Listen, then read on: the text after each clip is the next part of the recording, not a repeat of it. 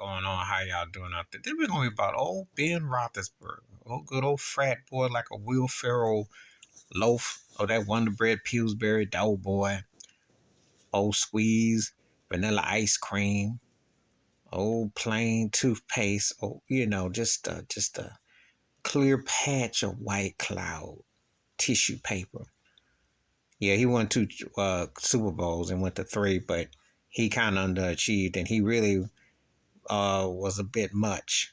And he got a lot of nerve to Turk because a lot of people know him as being Freaky Burger. I will use that R word for grapey burger. Yeah. Anyway, to me, this was a racist loaded comment. He said, "You don't feel Lamar Jackson's arm accuracy." Even Lamar Jackson's accuracy in the first 5 years of their careers comparably was better.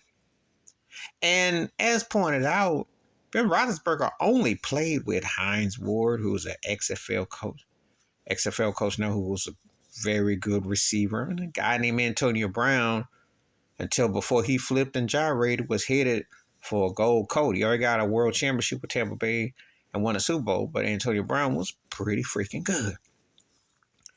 And he had the bus behind him in the backfield, Jerome Bettis. Okay. Lamar Jackson ain't had that. Lamar Jackson has had to run through the whole offense. And we don't even talk about Miles Sanders, who can sprint and run, and Plexico Burress, who went to the Giants and won the Super Bowl, made the Super Bowl prediction against the Giants, against New England, and probably the greatest upset in NFL history, or the second one, arguably. We don't talk about that.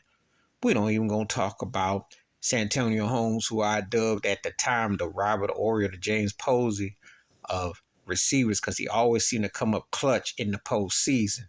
For a minute, Santonio Holmes had that honor of being the James Posey, Robert Ory kind of thing. We don't talk about that. He made that catch against the Super Bowl against Arizona in 2009. We don't talk about that. Or James Harrison on defense. Look at the stacks that Roethlisberger had. Had two great coaches in Bill Callahan and Bill Cowher, and then Mike Tomlin. Okay. Now, Harbaugh is a good coach, but he ain't as consistent as Mike Tomlin or Cowher. Got a ring like him, but it's a long time ago.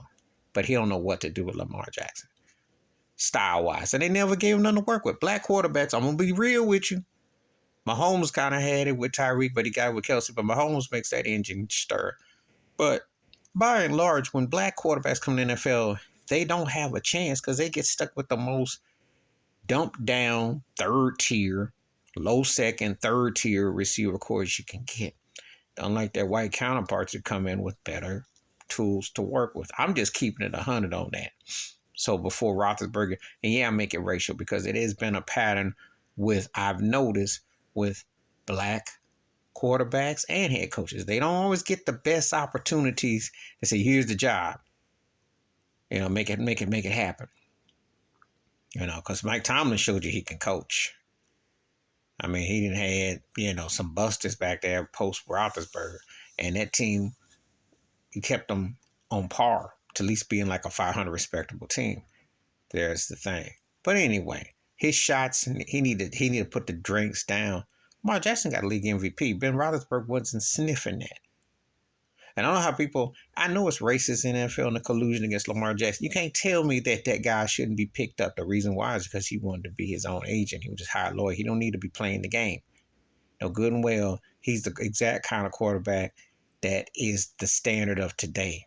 Sorry, Big Ben. You had your time, but you faded. And you kind of underachieved, if I'm being honest. Considering the talent you had stacked with you on both sides of the rock, you had Troy Polamalu, you had Harrison, you should have. I know you're going to say New England got in the way, but you got in the way.